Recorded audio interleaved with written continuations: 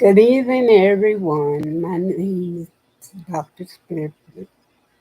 This is my channel, and this is one of my series. So, here's my today's prayer. May the God of hope fill you with all joy and peace as you trust in Him. Romans chapter 15, verse 13. So, uh, let's get started. Okay, architectural slavery refers to the use of enslaved labor in design, construction, and maintenance of buildings and infrastructure across the United States. Enslaved people were not only laborers, but also skilled artisans, carpenters, and blacksmiths who shaped the physical landscape of early America. Okay, what happened? Enslaved people built iconic structures such as the White House. Looky there, looky there. Slaves built the White House. Did you all know that? I know it. The White House, the U.S. Capitol, Monticello, and Mount Vernon. These, these are the structures that they were involved in. The White House, U.S. Capitol, Monticello, Mount Vernon, Wall Street, Trinity Church, and Georgetown University. They quarried stone, made bricks, laid foundations, and performed skilled labor like carpentry and plastering,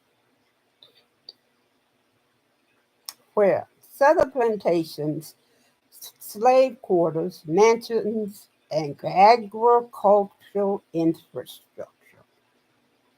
Northern cities, New York, Boston, and Washington, D.C.,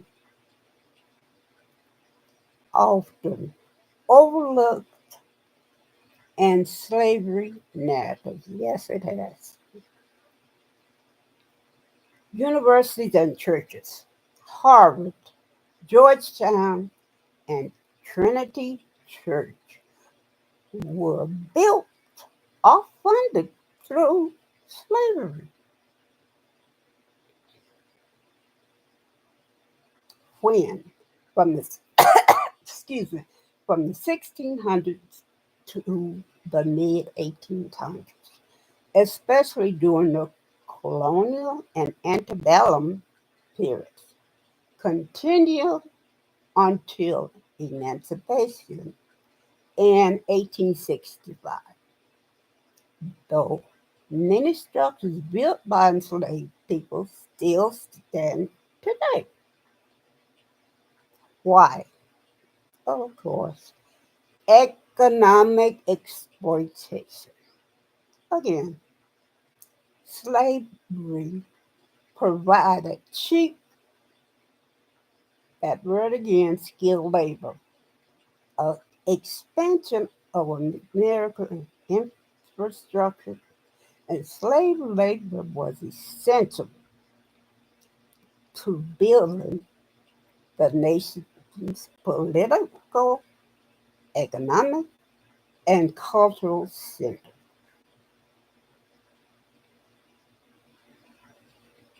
And My ancestors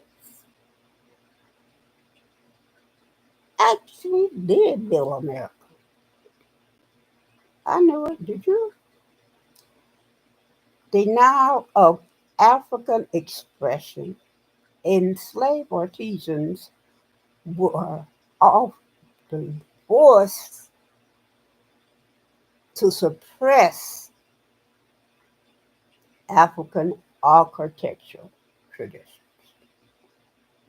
Of course, home enslaved Africans and African Americans, builders, artisans, and laborers.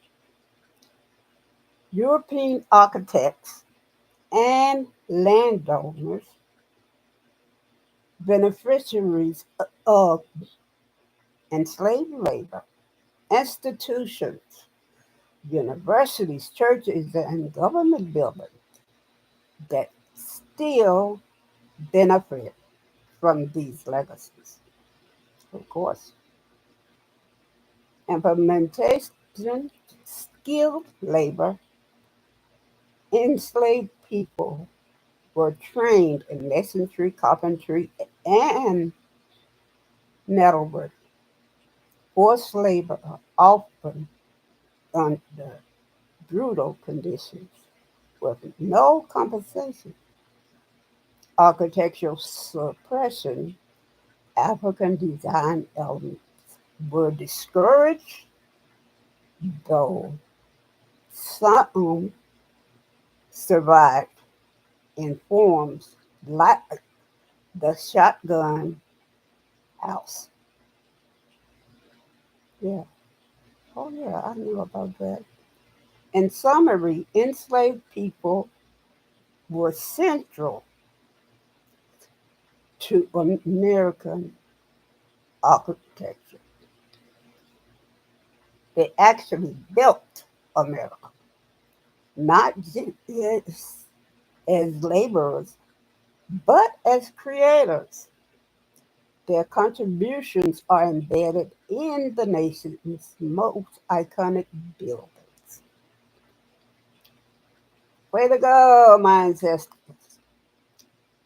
Yet their names and stories were often erased. Okay? Their labor built the foundations of American power and culture. And my ancestors' names should be on the White House on a plaque. Conclusion: the architectural legacy of slavery is a hidden heritage. Recognize it is essential to understand American history. These buildings are not just monuments, they are testament of resilience, exploitation, and unacknowledged genius. All right, okay? In my opinion, America's built environment owes a profound debt to enslaved people. Their artistry and labor deserve recognition, memorialization, and reparative justice. Yes, it does. I agree. Architecture should not only reflect power, it should also honor the hands that bear. I agree. The impact on the enslaved, physical toll, grueling labor with no rest or reward, psychological trauma, building symbols of oppression and exclusion, erasure of identity, denied credit and cultural expression, legacy of invisibility. Their contributions remain largely unacknowledged in mainstream narratives. Yes, that's true. Okay.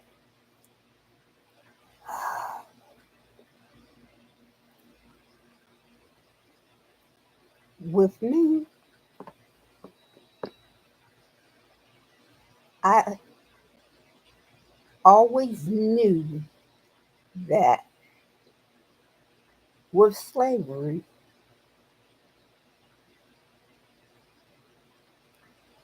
that not with I only on the plantations, but they built America because I quickly see how lazy Europeans are. So they didn't get their hands dirty with all this mess, okay? That my ancestors and yours built this country. I always felt that. And my intuition.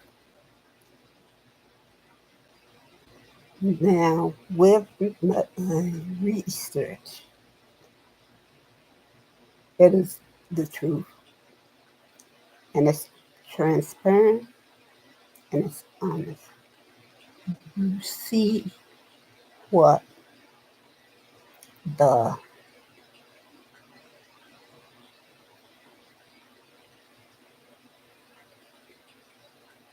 what people of color are capable of.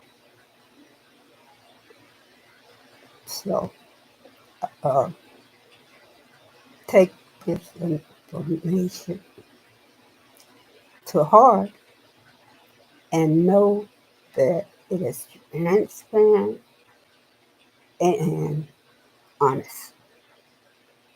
So take care of yourself and each other and share and like and pass it on. All right? Thank you for coming.